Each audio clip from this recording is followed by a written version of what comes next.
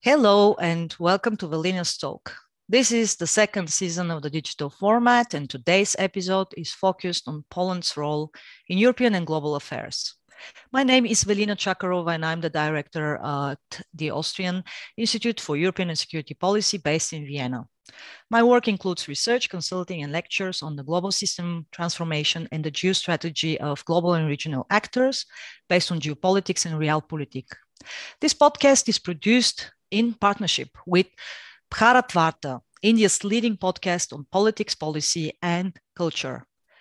My guest today is Jacek Bartosiak. Dr. Bartosiak is an expert in geopolitics and geostrategy and founder and owner of Strategy&Future.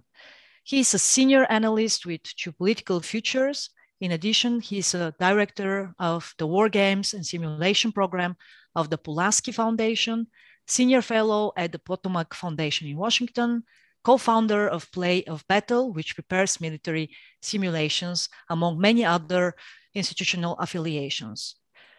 Jacek Bartosiak graduated from the Faculty of Law and Administration at the University of Warsaw and is managing partner at a law firm dealing with business services since 2004.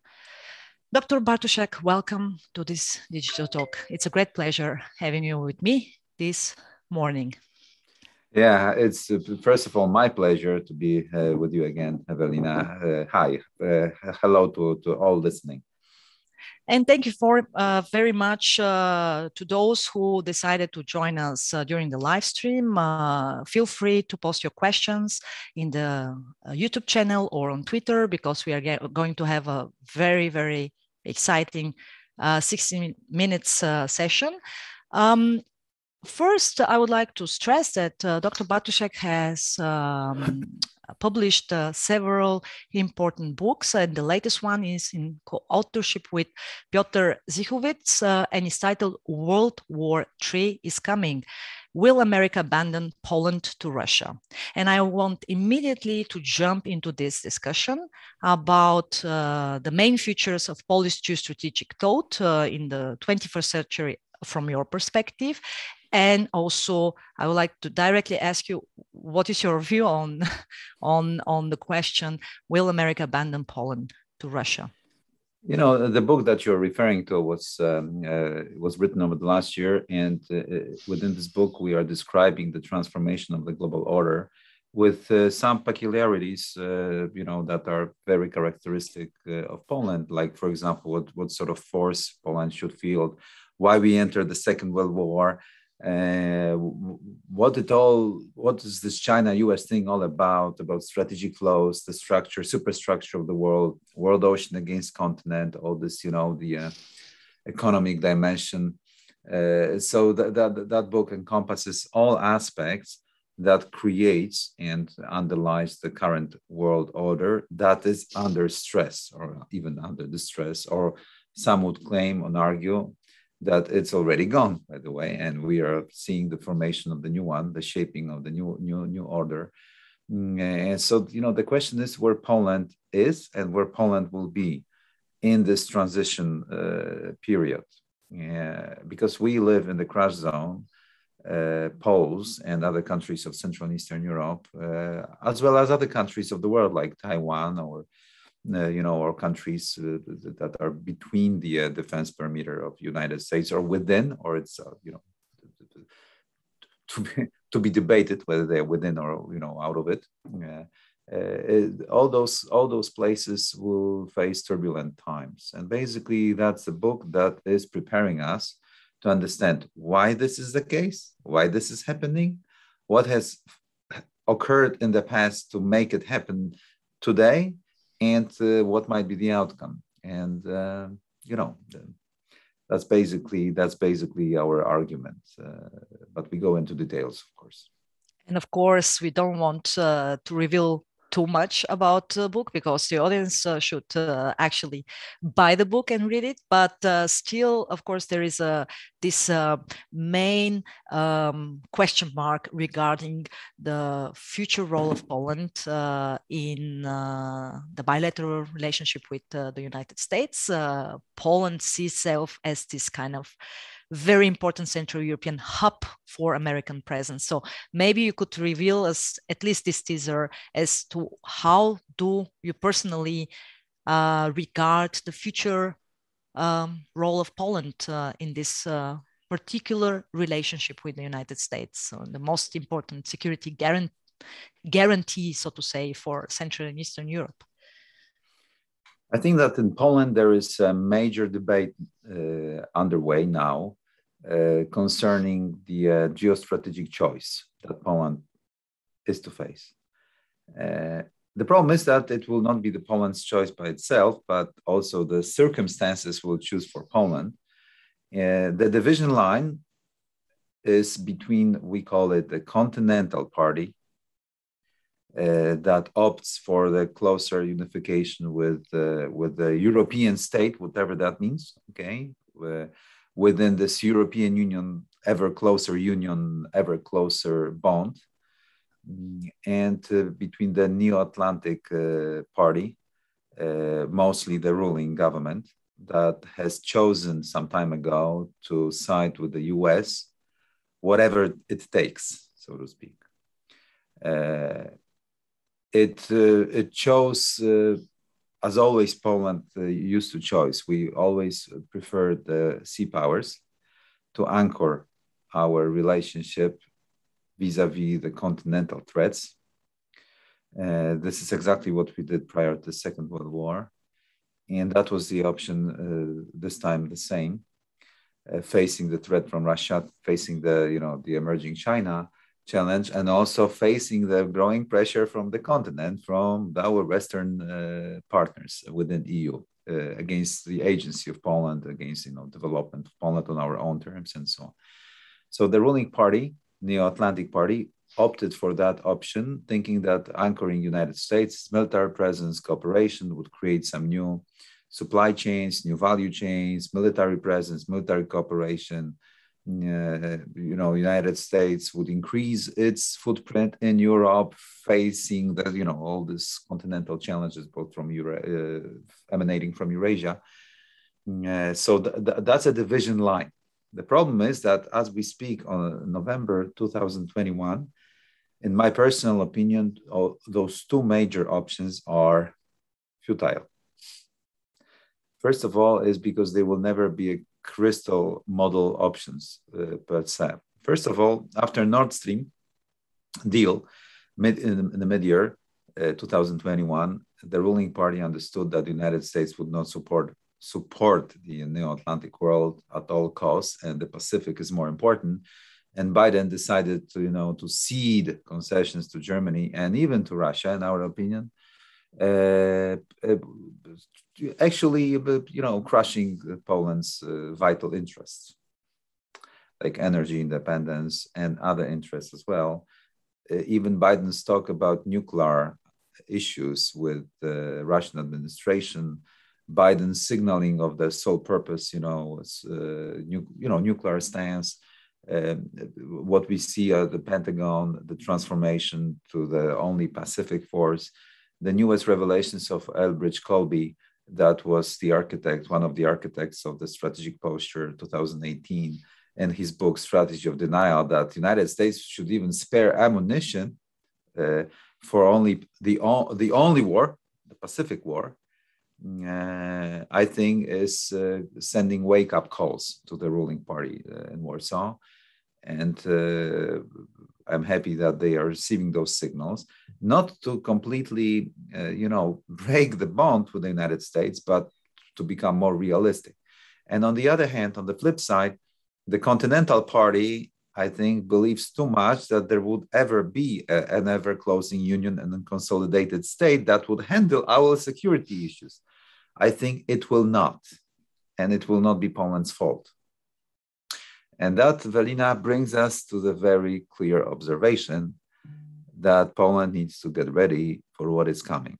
And what is coming is already palpable and felt all across our eastern border, most importantly, Belarusian border. Mm-hmm. And we will, of course, unpack these latest developments.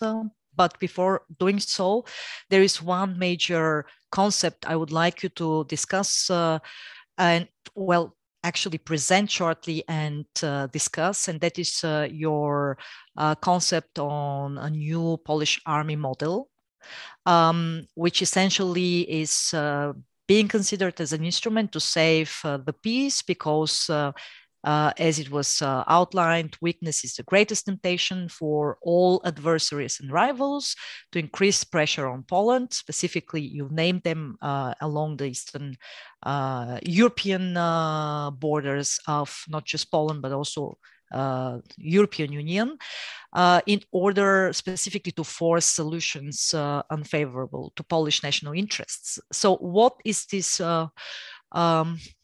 army model concept? What exactly is the idea behind it?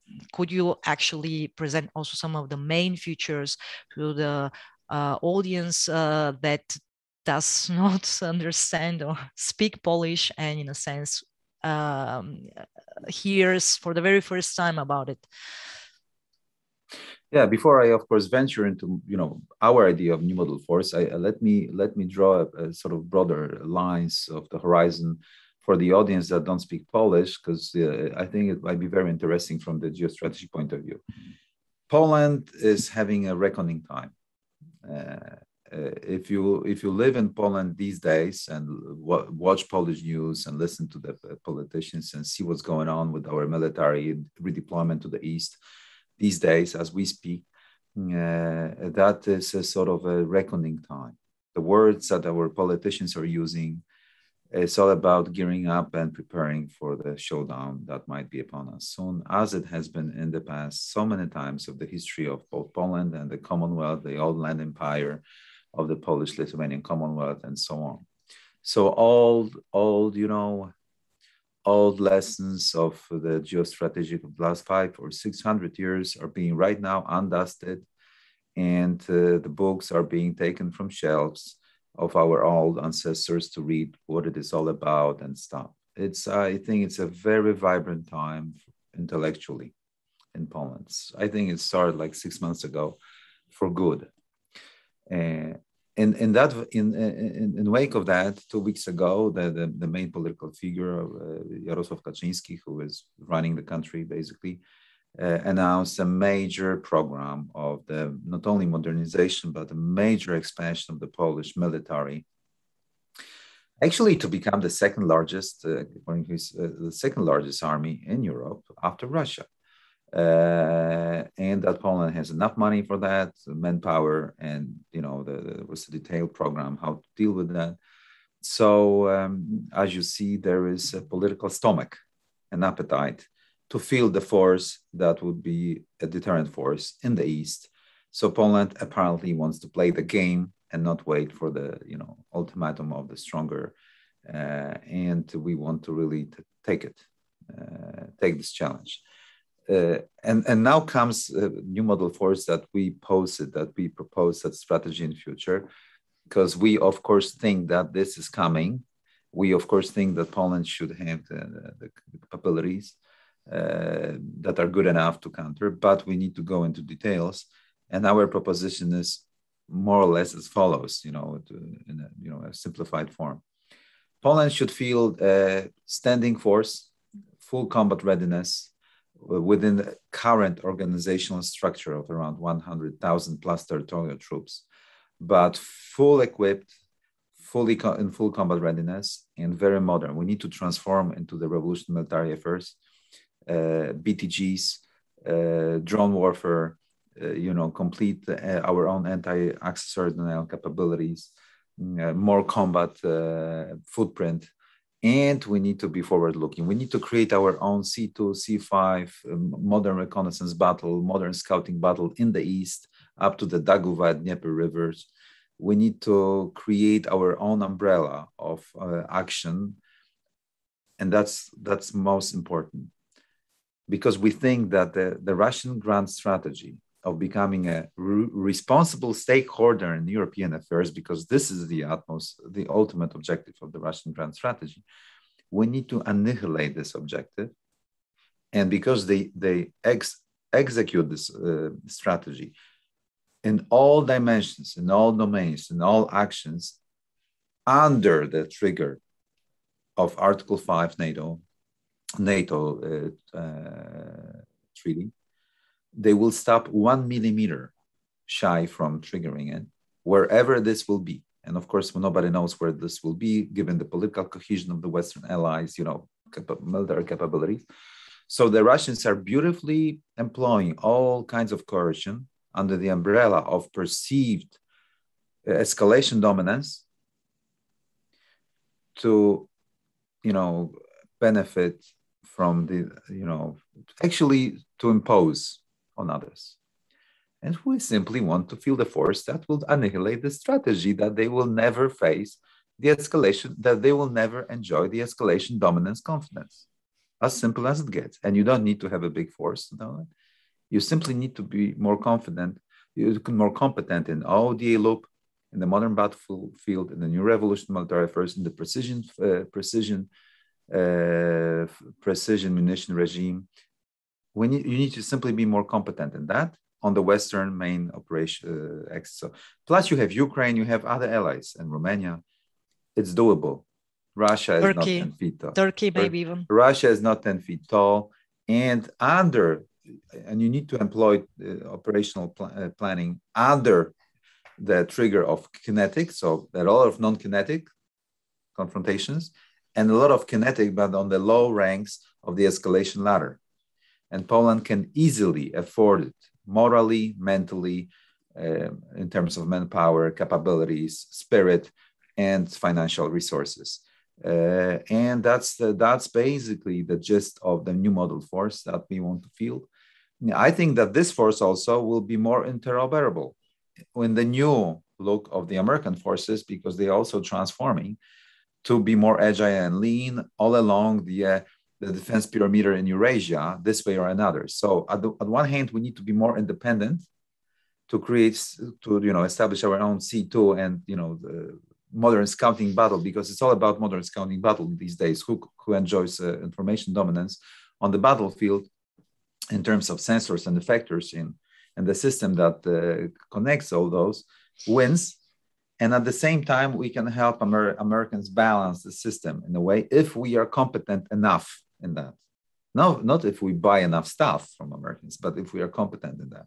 I think the Americans also transition behind this point of just kicking the can down the road as all their allies used to, but they will be picking the allies that have transformed into more competent force. And that's what we want to force. We want to face this 21st century. And because the revolution military affairs is relatively, in net assessment, favoring the middle powers that are well organized, technologically competent, compared to the great powers with the demography. By the way, Russians have problems with manning the troops, so it's not a demographic giant anymore. So this is the advantage. We want to exploit the dynamic asymmetries on the battlefield in non-kinetic and kinetic engagements to secure the win. And we think that what we call this is active deterrence, and it's good enough to save peace in Europe. Okay, we don't want to have situations where Angela Merkel is calling Putin and she's discussing the border, the eastern border, of Poland. Without Poland. Without Poland, it's not going to happen. I mean, that's the things have changed in Warsaw. That would be my, of course, next question. How does Poland fit into the current context of European security and defense policy, given that Germany and France will be further pursuing a rapprochement with Russia? We, I think, can agree on that trend, that it's not going to change with a new German government that consists of social democrats, liberals, and the Greens. And also given that there is an anticipation already that Macron likely will likely win the presidential election in April next year. So in a sense, this kind of rapprochement that we have been observing already between the French, German engine of the European integration and Russia is going to continue. And you also outlined that United States have been trying, that we saw it clearly with Trump, but now even Biden has shown certain signals towards Russia with the lifting of the sanctions against Nord Stream 2, but also with the expectations that Russia might bring China to the table when it comes to the future of the arms control, as well as the nuclear weapons. And China is not party of these negotiations yet, but probably United States are looking for an option where they can give a role to the Russians so that they bring the Chinese to the table. So in a sense, given this geopolitical context, how do you see that Poland would fit into this main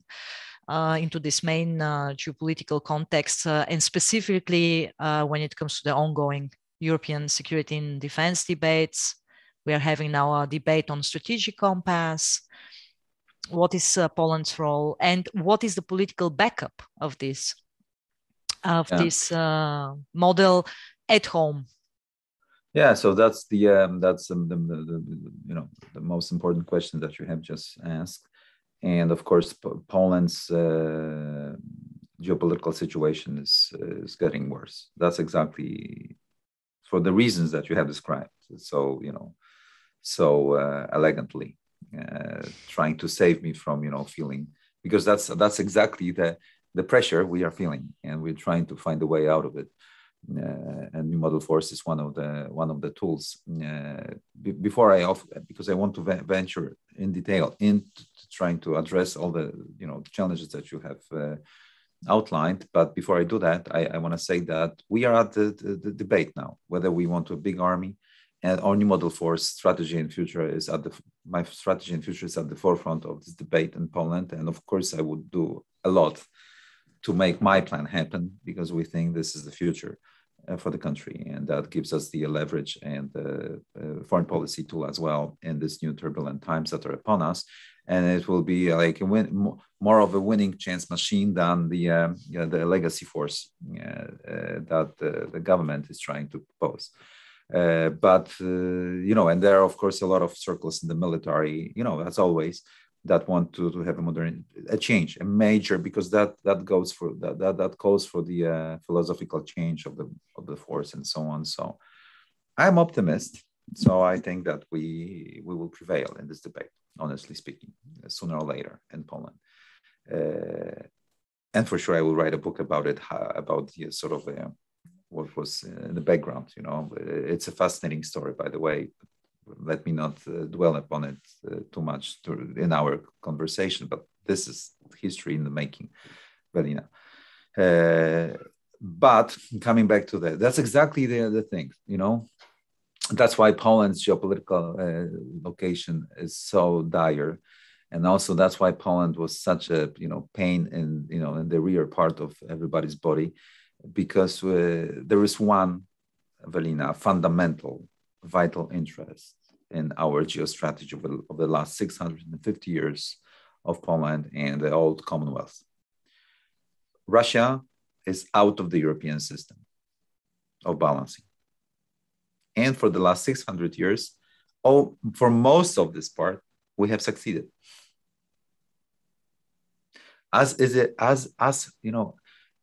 And this is shocking for the Western countries on the continent, because they learned the Russians became the stakeholder in the European affairs with the Northern War in the 18th century, and then they remained until the collapse in the First World War. They collapsed in the First World War to Germans, then they had the revolution, then they lost to the Polish army in 1920. And for the next 20 years, they were out of the game, and we had independence. They came back to the game in August 1939, and they signing the Continental Pact with Germany. And because they were so important also for the Anglo-Saxon world powers of the world ocean, they won the war and they stayed there until what? The collapse of the Soviet Union. And then they were out of the game again. We thought it was for good. And they were out of the game. That's why European Union expanded, and that's why NATO expanded. They were out of the game. NATO was set up in the first place to keep Russians out of the balancing system.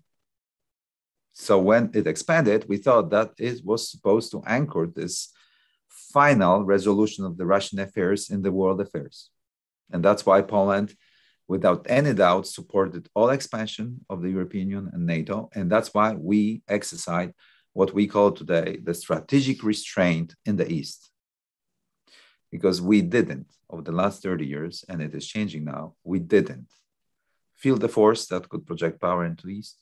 We didn't create the proper influence in the East, and that was our natural zone of interest. Because we thought that the Western values, the Western powers, the Western world, liberal world would prevail in an automated mode. And now we think it's not going to happen. And now we're going to take the things into our own hands. And the problem is that who Russia is for the European powers, and whether it's a stakeholder in European affairs for Germany, because it's not for Ukraine. It's not for Lithuania. Preferably, it shouldn't be for Romania. That's a different divergence of interest between the Central and Eastern European countries and the Western European countries of fundamental proportions. Because right now, it turns out that despite being at NATO and within one single EU, Germany needs Russia for this, for that. France needs Russia for dealing with Turkey and this and that. And because Russia is a poor country and all it has is energy, so we need, Europe needs it for energy and for the competence in the new generation warfare, mechanism, whether they stabilize or destabilize. So suddenly they are a partner to our Western allies. This is the most fundamental difference of interest between Poland and the Western Europeans.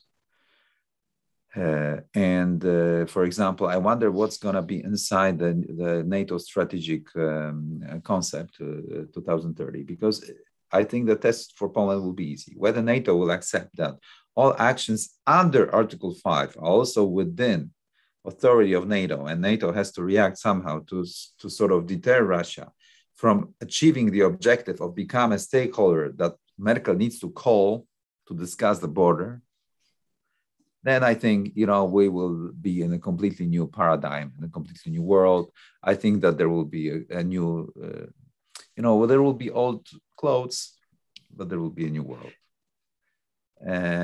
That's one thing that the Western European powers need to understand if they want to have the European Union functioning properly and NATO really performing still.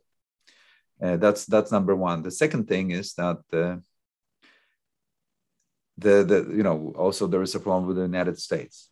As Colby, whom I mentioned already once, said that sometimes it takes everything to defeat China. And, there is a suspicion in Poland that, when sea power takes on the continental power, you need to create the anti-hegemonic alliance. And Russia is a pivotal state in that system. And it's my personal opinion that the Russians are thinking that the United States is losing. And that's the only reason why there is no deal yet. Because the Americans are thinking that they are from the position of strength. That's why they control the situation with the Russians. I think that the Russians simply think that the Americans are losing. And that's why they don't want to, they don't want to enter the deal today. They want to see who is winning. Because if China wins for good, they are in a very vulnerable position. But if the United States wins, they are in the same position as they were in the 90s of the 20th century, from which they are trying to escape. So Russia is becoming a pivotal state in this game, and we see it more. So we are not blinded by and of course we understand that we are weaker than all those parties that I have mentioned in the last 5 minutes, and still we need to navigate somehow, to address our national goals. And adding to what I said about this continental party and the New Atlantic party, that's why they both err to some extent. I think it will be much more sophisticated and much more flexible in order to navigate properly through those uncharted waters and very turbulent waters of the coming future. Mm-hmm. And let alone, we need a new model force to help us, to help us control the escalation ladder, to control the strategic flows that might destabilize or strengthen Poland. And, in both scenarios, we need it, Velina, because if there is, of course, if we are imposed and we have the continental Europe united, then it will also have to feel the force to negotiate with Russians the sort of security issues, this way or another. And if the United States prevails and it is back stronger in Europe, and Europe does not become a separate pole of power, so we need to have this force all along. And if both those scenarios don't work, we need it even more. So basically, that's the thing. I made it in a very simplistic way because I understand that I cannot consume of your time, Velina, but I could talk for like long hours. Last time I talked, imagine, for 12 hours about new model force without break, only coffee while talking. I talk too much sometimes, but it was with slides, so that was that was not that boring. Well, I promise you that I will spare you the 12 hours, but you perfectly managed to actually communicate some of the main messages from this concept.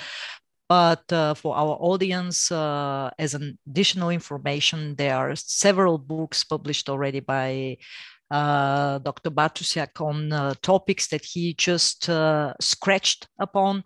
As the one on war and peace from 2018, on the geostrategic situation of Poland in Europe, in an era of growing rivalry between powers in Eurasia, or the Pacific and Eurasia, about the war from 2016. So feel free to actually buy these books and learn more about this strategic thinking behind it. We certainly cannot address all of the issues just in 60 minutes. But speaking of strategic flows and the way how actually Poland, in coordination with other European powers, might address some of these issues is, for instance, the newly launched Tracys Initiative, which Poland has been a great proponent of. Do you see this initiative that might also, if successfully implemented, create new connectivity for strategic flows from the north of Europe, starting with the Baltics, via the connection between the three seas in the north, then of course the Black Sea area with the Black Sea, and of course then the Adriatic Sea. Do you see this as a kind of a new strategic approach, or is it just a prolongation of the old thinking of the Intermarium launched by Piłsudski? What is your personal view on that? Can such ambitious geopolitical and geoeconomic projects succeed in this decade? I personally see this as the probably most ambitious European way of actually creating new connectivity for strategic flows from the north to the south, and then connecting it to the increasingly vibrant North African and Eastern littorals of Africa, so that actually our main line of trade flows via the Indo-Pacific is guaranteed. That means also in the future creating a direct line between future strategic partner India and the European continent through the Tracys Initiative. But I would be, of course, curious to hear your personal view on that. Okay, this is again a giant, or using the Trump's term, huge subject. Let me start by laying out the certain Polish geostrategic objectives. Simply the old Commonwealth, the old land empire, as we say in Poland, often talking the family on Independence Day or reading up Polish literature. That's what we say. Was operating strategic flows of those times, not in on this west-east axis as it does now. Our old country operated on the north-south and slightly northeast, southwest, and southeast and northwest axis of trade and military projection and so on. That in the long run gave the connectivity all across the region up to the Black Sea and the Dnieper River and beyond, and the Daugava River and Livonia and Estonia, and also to Romania, all along east of Carpathians and so on, and also to Hungary, to the Danube River system of interconnectivity that persisted. It was annihilated during the partition period by the Russians and Germans and Habsburg Empire, because they in the modern era, they created this system of connectivity towards Vienna, Berlin, St. Petersburg, and Moscow, to the major devastation of the really hubs of connectivity of the old country, and everything that follows from that. And it was always a dream of Poles when we resurrected after the First World War to build the north-south connectivity to become independent from Germany and Russia. And that's why we built the port of Gdynia, we built Silesia. That's why we built, we had part of Silesia. That's why we built industrial complex in the south and connected it via railway and the world ocean via Gdynia port near Danzig and so on, right? And that was always like that. Eugeniusz Romer was writing extensively about it, and intermarium was always in the Polish geostrategy.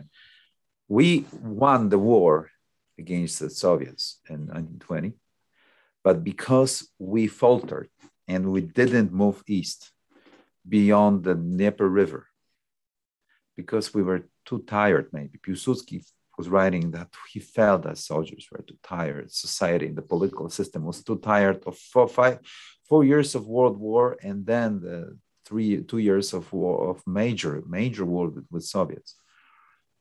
So he didn't have enough resources to finish them off and create an intermarium with Ukraine and Belarus, quasi-independent, become within the federation. That has always been a plan. That's always been a plan. And Piłsudski from that day, although he secured a major victory, he knew that he lost the peace.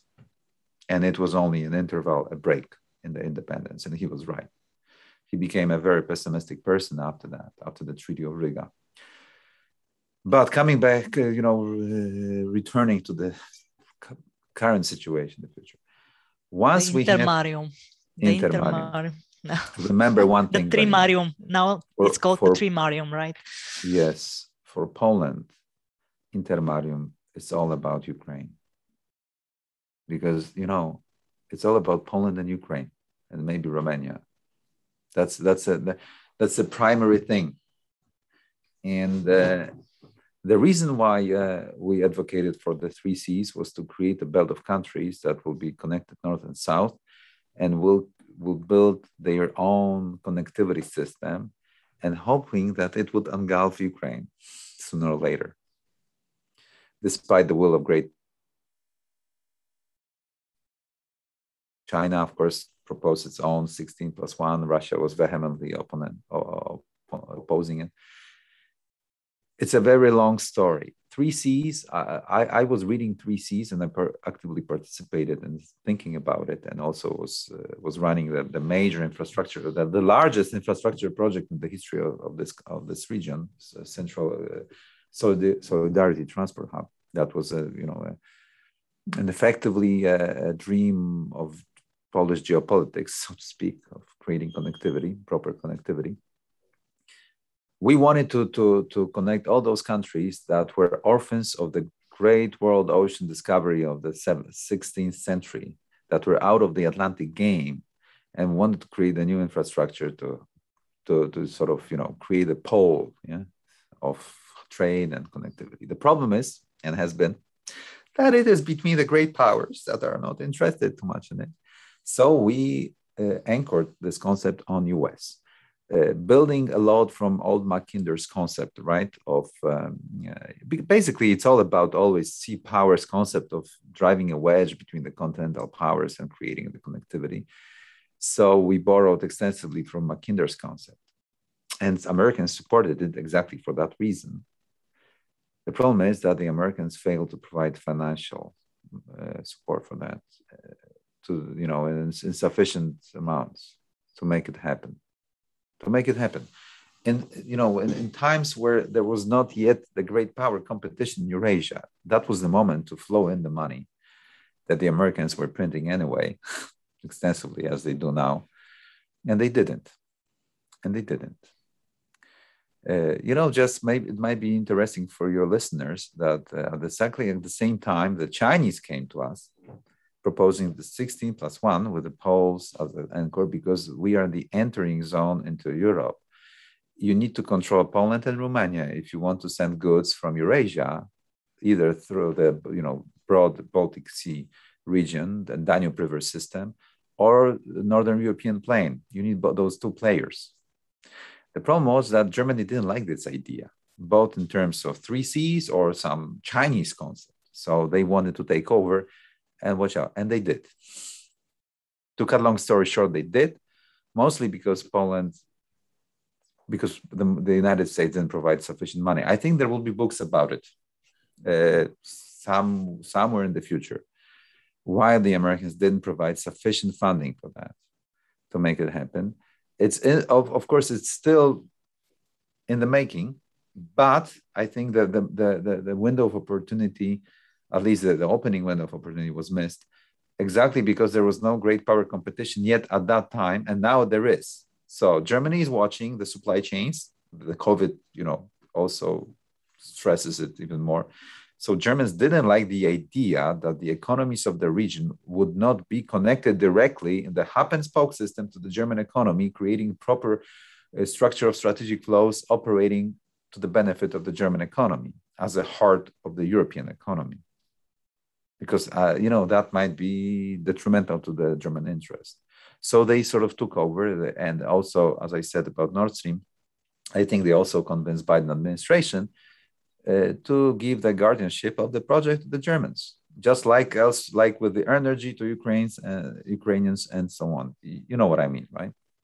Of course, which is probably one of the reasons why nothing has happened since then. Yeah, exactly. And we have been on the idle gear all along that way. And the Chinese, I was there when the Chinese probed us, and Chinese understood all this very well. They are very cunning people, and you don't need to explain the Chinese concept of strategic flows. They are born with it.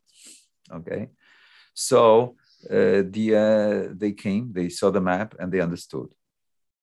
I didn't need to explain to the Chinese even the Polish north-south roamers concept. They knew it sort of, they as if eating, food. So they understand that immediately. And the problem was that the Chinese didn't see the decision-making process in Poland and elsewhere in the region, so they went directly to Germans. And also Germans sort of took over the agenda.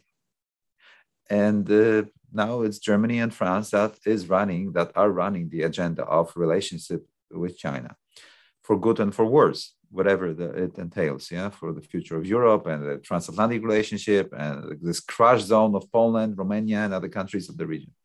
So basically, that's a glimpse of the situation as a superstructure, Velina.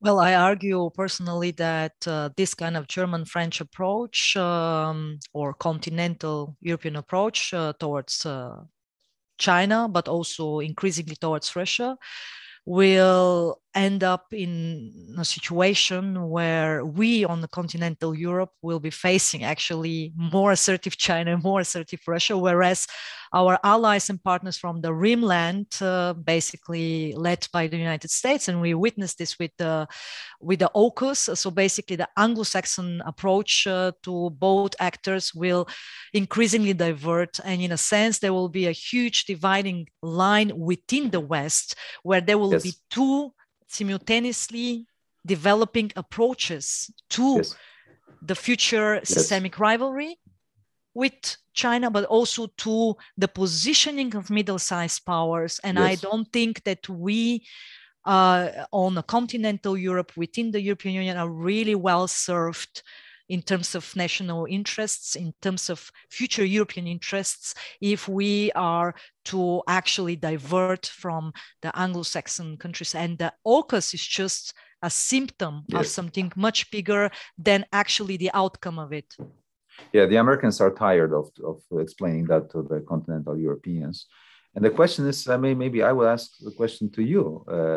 Why are they behaving like that on the continent? Is it because, like French, apparently seem to believe that the American is already in decline and and is behind the point of no return, so they need to adjust to the new Eurasia with the Chinese presence and Russia being a stakeholder, and they need to sort of reshape the European continent in terms of and they simply need to adjust this way or another. Or like it seems in case of Germans that they like sitting on the fence because they make money, a lot of money on that. And they think that they don't need to choose yet. And that may end up in the completely turbulent times of completely disorganized system where the Chinese and the Americans will be, quarreling above our heads and making taking the calls, taking the shots and sort of imposing on us new technology, military and stuff. So what is your take on that? Why are they behaving like that? What is their diagnosis? What is their point of reference? And what do you think about it? I think it starts with the false diagnostics in first place. And when you have the false diagnostics, you're also treating the symptoms with the wrong medicine. The false diagnostics is derived from the fact that the expectation is that we are going to act as what we call here in Austria an island of the blessed. So we call ourselves the island of the blessed. I think that the European continent, now increasingly following Brexit, is moving towards this idea of becoming a neutral giant island of the blessed, where nobody is actually having any bad intentions towards us. We are going to be respected. We are going to be treated accordingly. Everyone is coming to Europe for business or tourism, and nobody is having bad intentions. And this is a false diagnostics in first place. So oscillating, as you pointed out, is definitely the main strategy of the European Union and the French-German axis, oscillating, not taking sides in the systemic rivalry between the United States and China, which is actually on the tactical level not really a bad idea, but in the long run, it would, as we know, mean also while sitting between two chairs, being displaced or squeezed by both powers. And this is what I foresee for the long run. So imagine how I feel in Poland, where we are even further from this crazy Atlantic Ocean that was driver of prosperity for the last 500 years. And we are even more squeezed by this oscillation policy of the West, France and Germany, Russia resurrecting and pressuring us on the borders, and the military, muscle, and exercising the capabilities. China approaching, EU regulations, no clear vision where it heads for, and the United States reshuffling, readjusting, taking a good look whether it wants to fall back towards the world ocean and become the offshore balancer here and there, and that would detach us from the US, base. The environment that Poland is entering is deteriorating very quickly.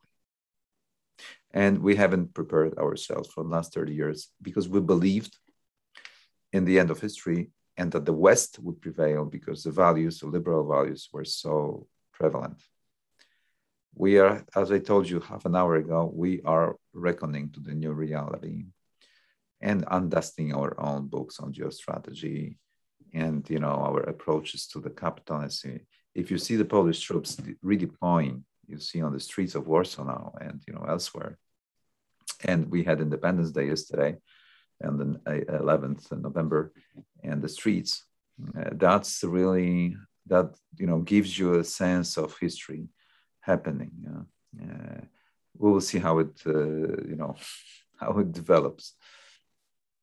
Well, we indeed did not witness the end of history as it was predicted 30 years ago. However, we might witness the end of the European history as we've known it from the last many centuries. And one way I really fear this might end up is that Europe becomes a geopolitical backyard of the global affairs. And one symptom of that is if we look at what is going on right now in the Eastern European terrain, where Russia has been orchestrating and Belarus has been implementing this kind of instrumentalization of migration flows. And this would be my next question for you, specifically the hybrid warfare that has been conducted against Poland, Lithuania, specifically, of course, against the Eastern European border of the European Union. How do you analyze and assess this border escalation between Poland and Belarus? What is your analysis also on the way how now a new kind of pressure is being exerted on Poland and this kind of blackmail policy against the European Union, as we've witnessed it already once in the past with the migration flows in 2015 and what followed actually as a deal between the European Union and Turkey. Do you think that Russia learned a lesson and now is trying to actually apply a similar approach to Poland, knowing that this will destabilize the country? The country has been already having issues with the European Union, and also expecting that the European Union will do nothing more than probably some sanctions and some diplomatic and verbal messages. Beyond that, nothing in terms of hard power exercise will happen in that context. Mm. Yeah, I think it's what we face at the border is a very dangerous situation that might quickly escalate. The Russians and their Belarusian proxies are acting within this escalation dominance, confidence that they enjoy it, and that they choose the place of attack and choose of the pressure and the place and moment and convenience of the pressure employed against Poland. So far, we're doing fine in terms of the taking on it. And also increasingly, I think there is a more and more unified stance in the political elites of both, sides of the aisle, how to respond to it. What I would propose to the Polish government and for us is simply to understand that the West will not deal with they will not address it. We need to address it. First of all, the second is that we need to quickly calm the situation down on the border because we haven't been prepared in terms of the information warfare, non-kinetic engagements, proactive stance, and other horizontal escalations. Because this is actually the confrontation, okay?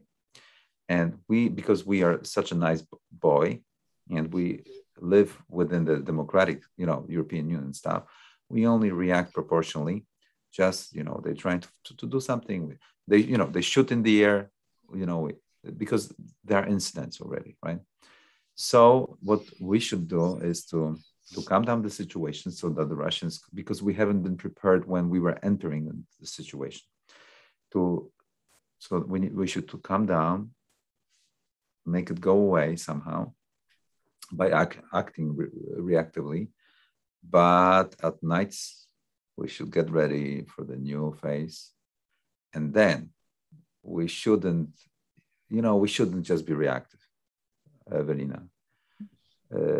What I called in the non-kinetic scenario, proactive stance, horizontal escalations, they need to pay the price for that. And basically, that's what I would expect from the Western allies as well, because otherwise, it's always going to be Putin who will be orchestrating the political solution to this thing. That's the nature of war, especially in the non-kinetic phase of it, information warfare. There are many domains that you can inflict pain on somebody. And I think that Poland should, like a boxer, we should hold on in this sort of confrontation, only in the reactive stance, in the defensive mode.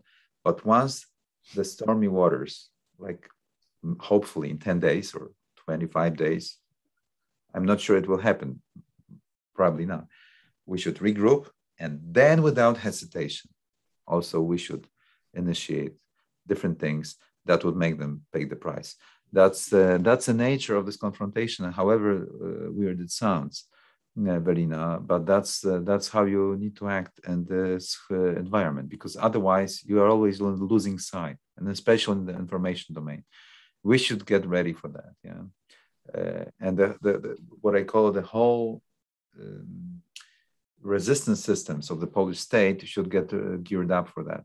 Non-kinetic engagements, non-kinetic multi-domain, cross-domain competition, under Article 5, triggering, information and so on.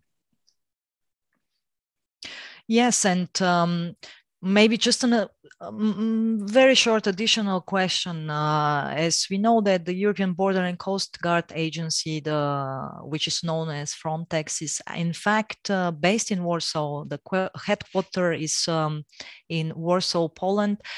Were there any actually talks already between the Polish government and the Frontex, or any official statements by Frontex in terms of potential measures or actual measures that Frontex seeks to imply?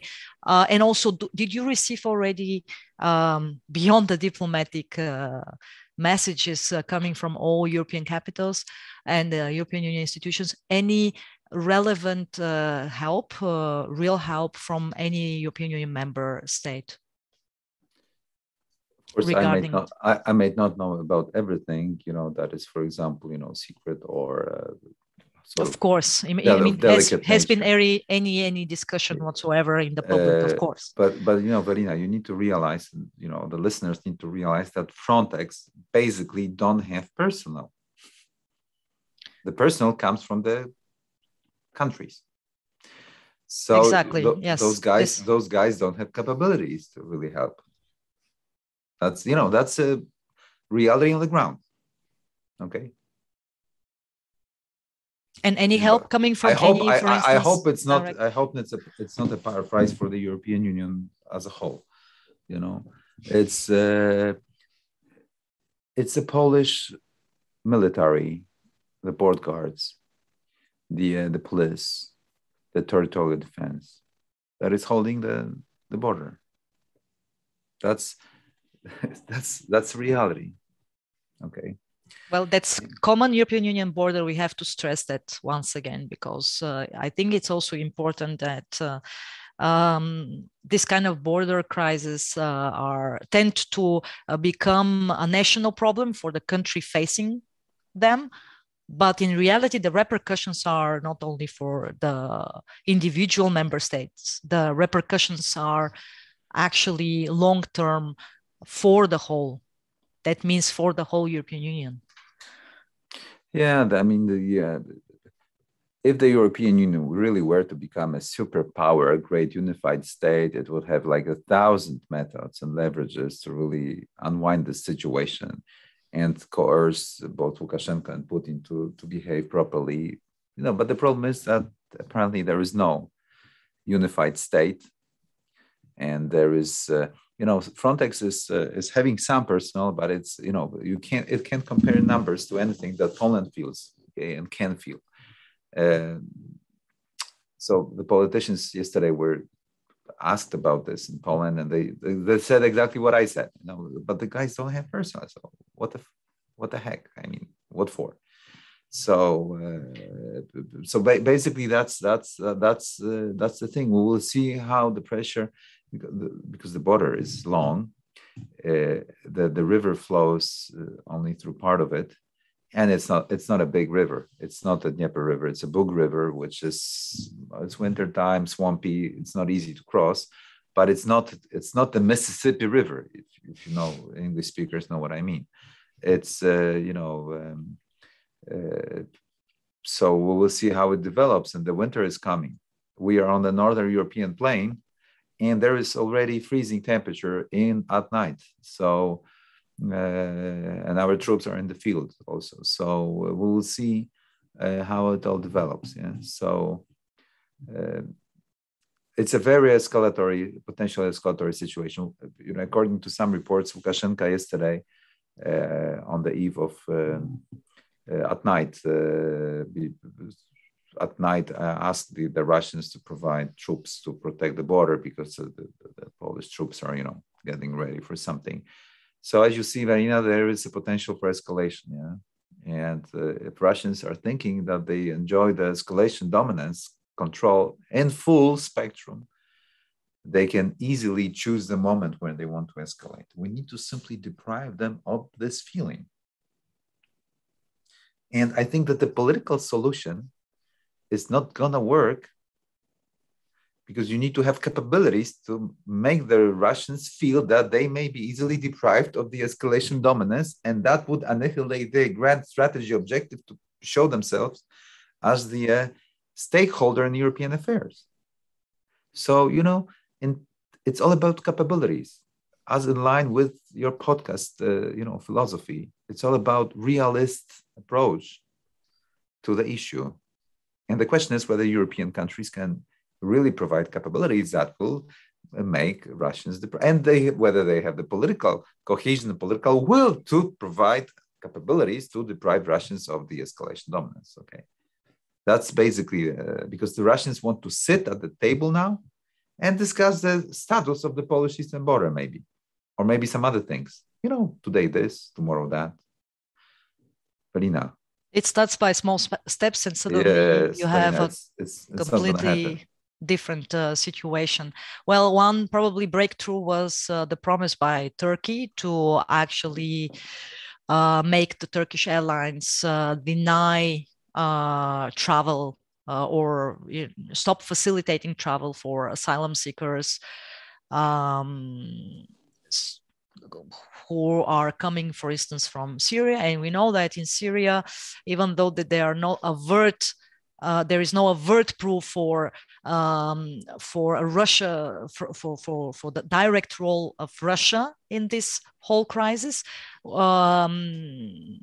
Very often, the lack of evidence is not evidence of absence, right? So in a sense, we know that Russia is operating on the Syrian ground. For instance, if we take this as an example, there is certainly a kind of a facilitation, orchestrating role by Russia in this whole instrumentalization of the migration flow. So maybe this is also one way how to navigate the crisis by, for instance, increasing the Turkish role. As, for instance, we know that Turkey is always also trying to protect and pursue its own national interests, and a strong Russian role is detrimental to the Turkish national interests, specifically in Europe. So in a sense, maybe this is one way how to also navigate it in the short term in order to actually prevent further escalation.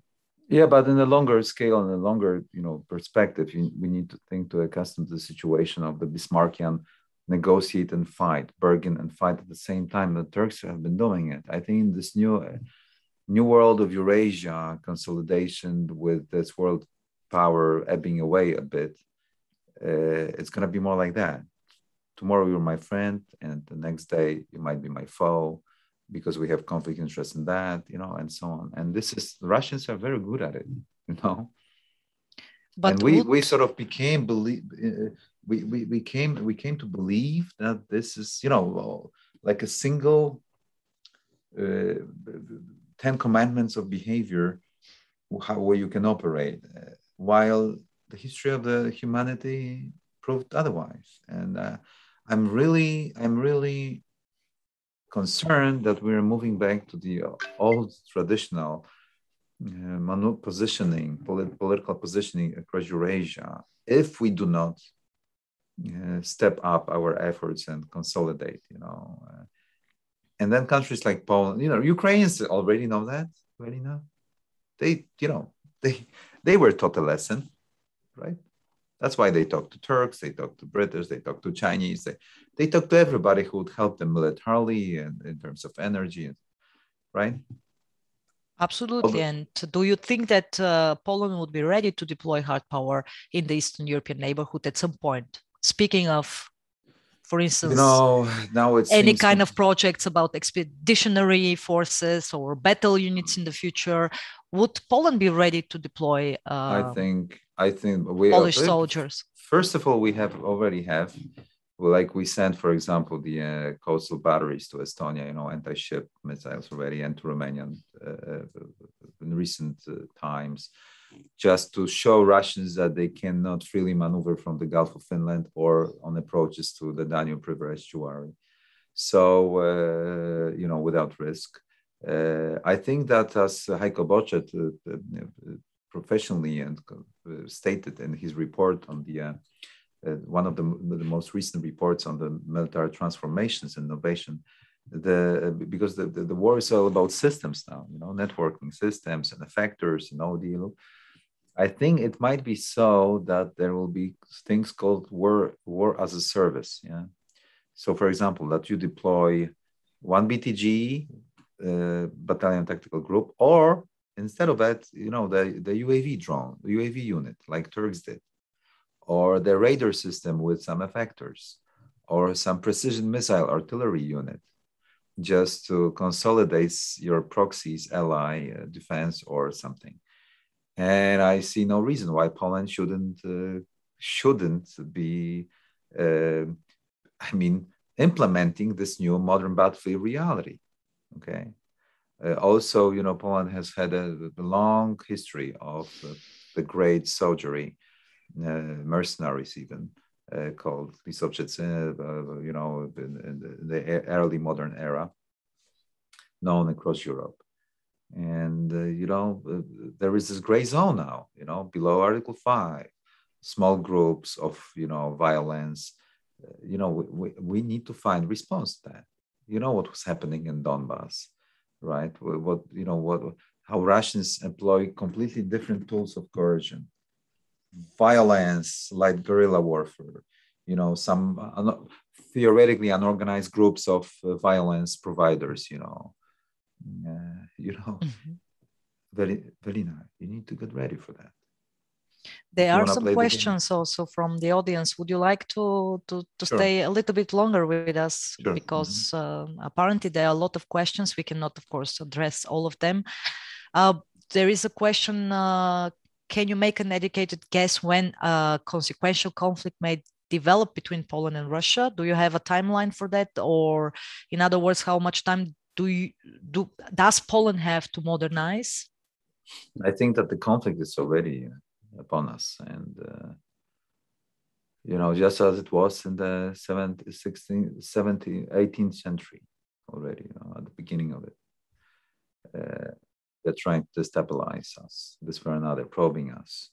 So I think we slept too long, by the way, and we are not ready, and we need to get ready as soon as possible. That's my most educated answer as it gets. I think of course we need time, but we need to very quickly get ready for the contingencies that might emerge.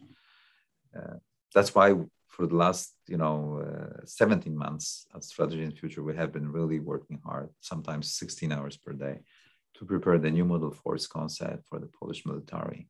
That will be state of the art and the tool to win, not just to, I don't know, buy time. Or we have the theory of victory. We have everything, just there, just so that the Russians don't think that they have full escalation dominance. And do you think, or do you have a suggestion how Poland could isolate Russia from resolving the crisis on the Polish-Belarus border? I saw this question. That's a very tough one. I think at the moment it cannot isolate. But Velina, imagine in a world where we would have a completely new military and a new modern force, that we would be capable of inflicting pain on Lukashenko and on the Russians if they really wanted to move up along the escalation ladder. Then we could call Angela Merkel and say, stop calling him. We don't need you. It's useless. And then the Russians will not be discussing it, or they will be discussing it with us. On our terms, maybe. If we are successful in depriving them of feeling of escalation dominance in all across domains of non-kinetic and kinetic engagements. We don't need any, in that case, we wouldn't need any phone calls from Germany or France to discuss affairs that are far away from Paris. There are more questions coming. Should I ask them? It's up to you to say no. I mean, if we've been in the session for more than 70 minutes now, I don't know whether... Let's move forward. Is there a way to step down from current border crisis without engaging Frontex and making big temporary refugee camps on Polish border to speed up asylum or deportation procedures? This is one question.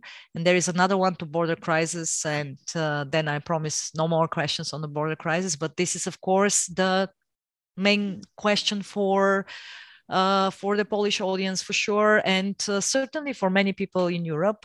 Is it possible then the whole border crisis is a distraction? The main goal is to have Russians flanking Ukraine from the north, and they will be then the real victim of this escalation.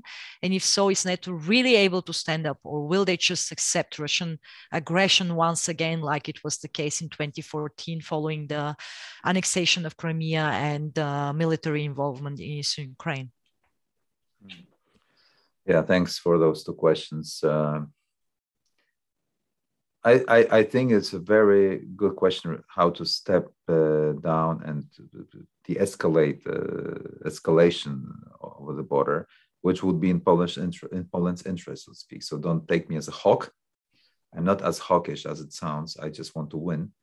But I understand that we need to de-escalate the border thing because we haven't been prepared properly to that. But I don't think that's the answer to this concrete point in the question. I don't think that setting up big temporary refugee camps in Poland, within Poland, would answer. There is no society doesn't want it. The government would collapse, I think, if that were to happen. There is a strong resolve in the Polish society to saturate the border and to seal it. And that's how I see it. Of course, there are all people that are, reasonably concerned about those children and women and men and health and freezing temperatures. But I understand, Velina, we're talking about the real geopolitics. It's not the essence of it. There is always in wars and in peace, in economy and in life and death, there is always a humane aspect of it, and that's how the world has been with us since its creation or emergence. But that's the essence, okay, of control of strategic flows. And to Michael, that might be so. And as you know, there are reports from the U.S. agencies that the Russians are that might be contemplating doing harm to Ukraine. And the Russians have been over the last 500 years, they were very sophisticated and very wise in creating this maskirovka approach that they start up they flare up here, just to really make a decisive move there. And that would be, I think, more reasonable for the Russians to do it, because they need to swallow Ukraine, to subordinate Ukraine, I think, before they can move against Poland, honestly speaking. Because if Ukraine were a power projection staging area for the Russian forces, Velina, trust me, maybe we wouldn't be talking here, because Poland would be in a very vulnerable position. Yeah, that's why Ukraine and its independence is the best ally of Poles. And, Poland has gone to many wars over that issue with Russia. And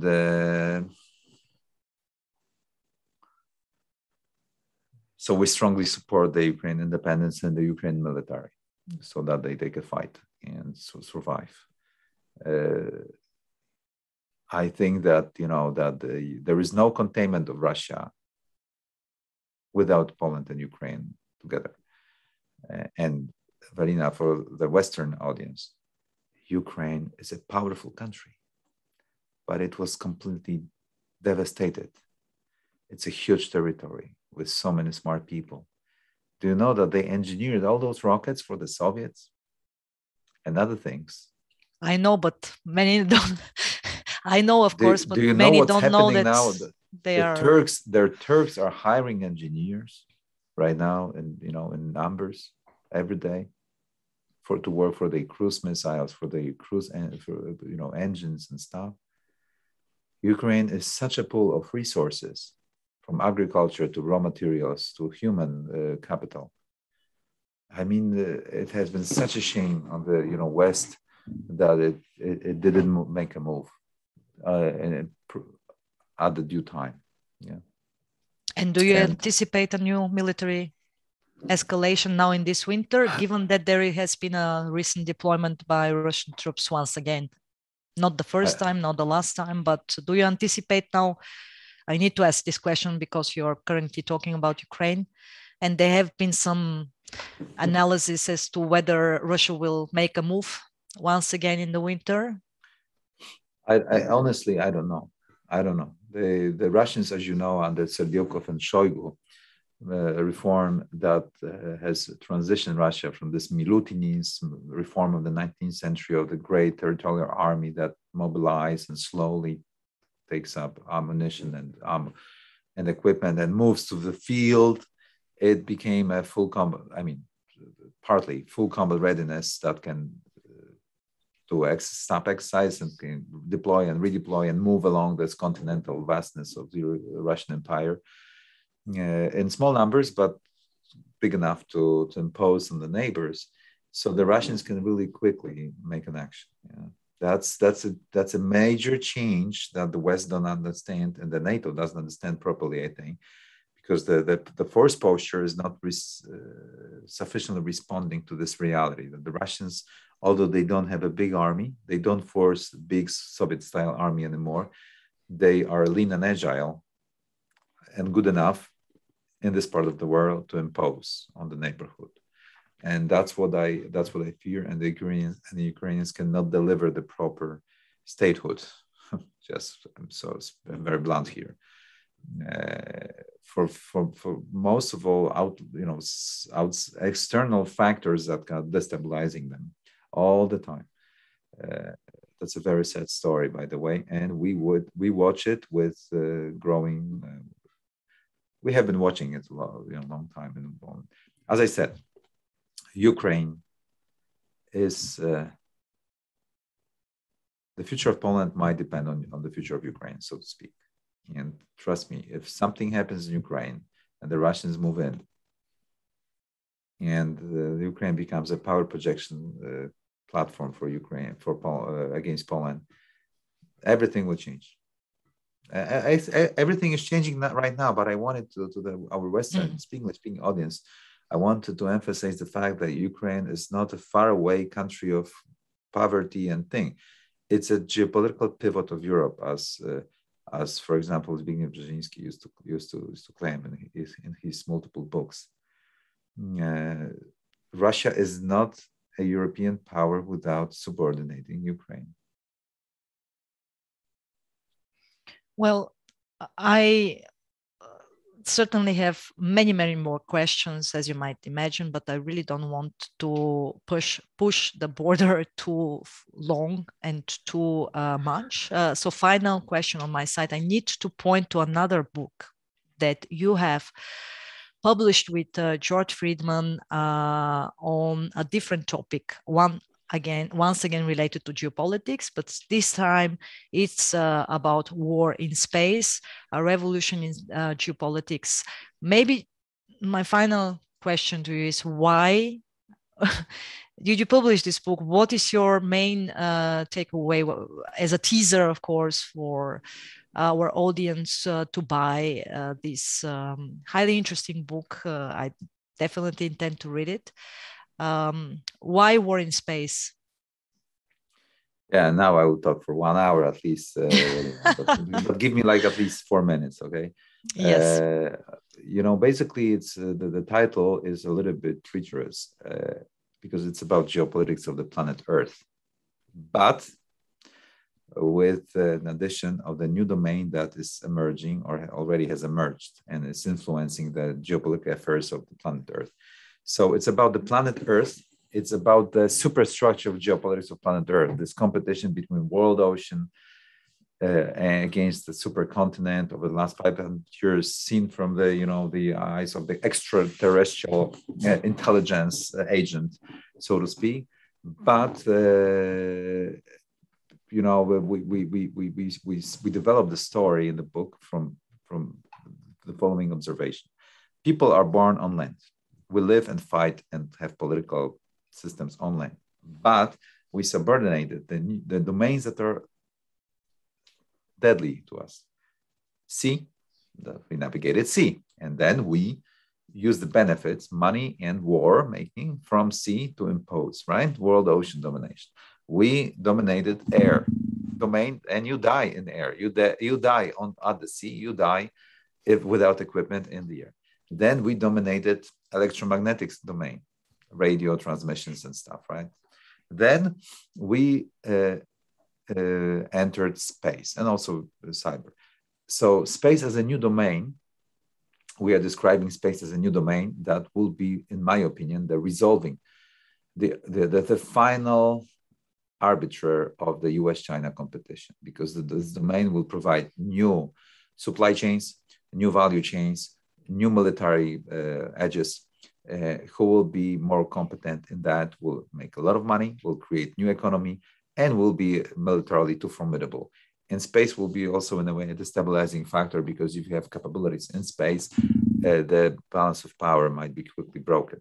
And we are just simply describing it. Plus, we describe the future war between US and China in space in 2076. So it's all about the geopolitical of the planet Earth, geopolitics of the planet Earth, and the warfare, and the transformation of the warfare.